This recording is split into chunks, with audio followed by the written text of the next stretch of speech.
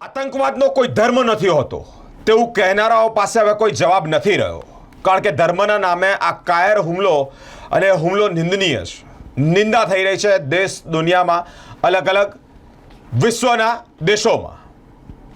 વડોદરા શહેરના ન્યાય મંદિર ખાતે મુસ્લિમ સંગઠનો પણ હવે મેદાને આવ્યા છે અને આ આતંકવાદી હુમલાની નિંદા કરી રહ્યા છે. જમ્મુ કાશ્મીરના પહેલગામમાં 27 થી 28 જેટલા નિર્દોષ લોકોના મોત અને મોત અંતર્ગત અલગ અલગ જગ્યા પર વિરોધ કરવામાં આવી રહ્યો છે. વડોદરા શહેરના ન્યાય મંદિર ખાતે મુસ્લિમ સમુદાય, અલગ અલગ મુસ્લિમ સંગઠનો આગળ આવ્યા છે અને વિરોધ કરી રહ્યા છે કે આ આતંકવાદ હુમલો એ નિંદનીય છે, ન્યાય મળવો જોઈએ.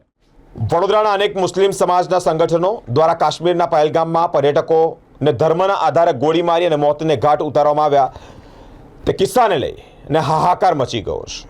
આ આતંકવાદનો કોઈ ધર્મ નથી હોતો તેવી વાતો કરનારા તત્વો પાસે હવે કોઈ જવાબ નથી રહ્યો. આતંકવાદીઓએ ધર્મ પૂછીને હિન્દુ ધર્મના પર્યટકો પર જ હુમલો કર્યો તેવો કિસ્સો સામે આવ્યો છે, જે નિંદાની બાબત છે. અમેરિકાના રાષ્ટ્રપતિ લઈ વિશ્વના અનેક શક્તિશાળી વ્યક્તિઓએ આતંકવાદના હુમલાની સખત નિંદા કરી છે. ન્યાય મંદિર ભગતસિંહ ચોક ખાતે મુસ્લિમ સંગઠનો એકત્રિત થયા છે. આતંકીઓને સીધી ફાંસીની સજા થાય તેવી માંગણી સાથે પોસ્ટર સાથે દેખાવો કર્યો છે. જમિયતે ઉલમાએ હિન્દ સહિત હિન્દુ સહિત મુસ્લિમ સંગઠનોનો પણ વિરોધ પ્રદર્શનમાં તેઓ જોડાયા છે. આતંકી હુમલાને લઈને સૂત્રોચ્ચાર કરવામાં આવ્યો છે અને વિરોધ કરવામાં આવ્યો છે. ભાઈ, સમગ્ર દેશને હચમચાવી નાખનાર જે ઘટના બની છે ગઈકાલે કાશ્મીરની અંદર, તો સમગ્ર મુસ્લિમ લોકો દુઃખમય છે અને મુસ્લિમ લોકો આજે દુઃખમાં છે. અને ખાસ કરીને જે આતંકવાદી હુમલો થયો છે એને વખોડે છે. એમને ફાંસી થવી જોઈએ. આપણા પડોશ જે દેશ છે એમની જોડે કનેક્શન કટ કરવું જોઈએ ને એમના ઉપર બી પગલાં લેવા જોઈએ કે આતંકવાદી જે હુમલો થયો છે ખરેખર દેશ માટે બહુ શરમજનક ઘટના છે.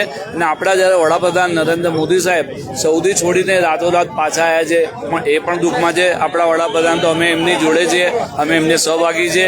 અને આ જે ઘટનાને મુસ્લિમ સમાજ વખોડે છે અને એમને તાત્કાલિક ધોરણે ફાંસી થવી જોઈએ અને એમના ઉપર પગલાં લેવા જોઈએ એવી મુસ્લિમ સમાજની માંગ છે. ખૂબ જ દુઃખની વાત છે અને અમારી માંગ છે કે આતંકવાદીઓને ફાંસી થવી જોઈએ.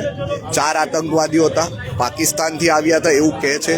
તો પાકિસ્તાનથી આવ્યા તો કઈ રીતે ભારતની સરહદમાં ઘૂસ્યા એની પણ તપાસ થવી જોઈએ.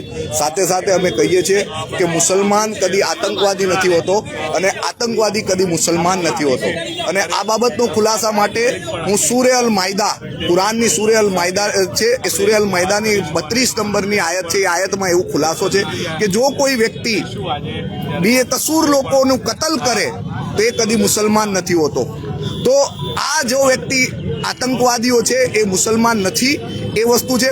જો આતંકવાદી મુસલમાન પોતાને કહેતો હોત કે આતંકવાદ મુસલમાન સાથે જોડવાની વાત હોત, તો આ જે આતંકવાદના હુમલામાં મરનાર એક વ્યક્તિ છે સૈયદ હુસૈન, એ મુસલમાન હતો, એને એ લોકોએ ના માર્યો હોત.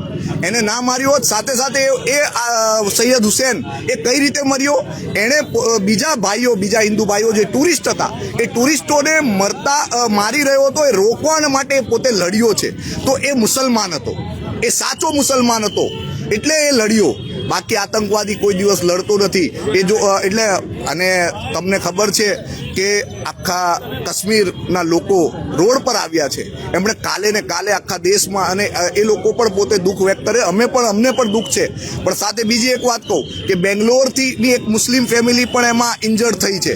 એટલે આને કોઈ ધર્મ સાથે ના જોડવામાં આવે એવી પણ અમારી માંગણી છે. પોલિટિસાઇઝ કરવા માટે ઘણાય લોકો પોતાની વોટ બેંકની રાજનીતિ કરવા માટે આ મુદ્દાને ધર્મ સાથે જોડે છે. એ વાત તદ્દન ખોટી છે. અમારી માંગ છે કે ન કોઈ સુનવાઈ, ન કોઈ તારીખ, સીધી ફાંસી હોની चाहिए या फिर गोली मारना चाहिए એવી અમારી માંગ છે. ને એ માંગ સાથે આજે અમે લોકો અહીંયા ફાંસીના માચડા પર આતંકવાદીને લટકાવીને અહીંયા ઊભા છે. અને પાકિસ્તાનથી આતંકવાદી આવ્યો છે એવું કહેવામાં આવ્યું છે. તો તપાસ થવી જોઈએ કે કેવી રીતે પાકિસ્તાનથી આપણી સરહદમાં ઘૂસ્યો છે. ફાંસીથી વધારે કોઈ સજા હોય તો એ કરવી જોઈએ. ને મેં તો હમણાં પણ કીધું કે આવા લોકોને અમારા કુરાનમાં પણ જાનવર પણ નથી કીધા. જાનવરથી ખરાબ કોઈ વસ્તુ હોય ને એવા એ લોકોને કીધેલા છે. એટલે આ નિર્દોષ લોકો કેટલા ખુશી આપણા ઘરેથી ગયા હતા, એન્જોય માટે જાય છે, શાદીમાં કરીને હનીમૂનમાં માણસને કેટલું સારું લાગતું હોય છે કે ચાલો આપણે ફરવા જઈએ, ને ત્યારથી આપણને ખરાબ ખબર આવે એટલે આપણા દેશ માટે આ બહુ દુઃખદ વાર્તા છે, દુઃખદ ઘટના છે. એટલે અમે બધા જમિયત ઉલમા હિન્દથી લઈને બધા મુસ્લિમ સમાજ, બધા અમારા હિન્દુ ભાઈઓ બધા જ લઈને એક જ વાત કહે છે કે હવે બસ થયું, ફોરન તાત્કાલિક જેવી રીતે એ લોકોએ અમારા માસૂમ જોડે કર્યું છે એનાથી વધારે 10 ગણું એમને સજા આપવી જોઈએ, એ અમારી માંગ છે. કેટલા લોકો જોડાયા છો આપ? શું સંદેશો આપવા? હમણાં તાત્કાલિકમાં બહુ ઓછા ટાઈમમાં અમે મુસ્લિમ સમાજ તો તમે જાણો જ છો કે પહેલાંથી લઈને હમણાં સુધી આપણા દેશ માટે ઊભા રહીશું. જ્યારે જરૂર પડશે દેશ માટે બલિદાન પહેલાં પણ આપેલું છે, હમણાં પણ આપીશું. ને અમારી માંગ છે કે આવા લોકોને રોડ પર લાવીને પબ્લિકની સામે એમને ફાંસી નહીં પરંતુ બીજી કોઈ વધારેની સજા હોય એ આપવી જોઈએ.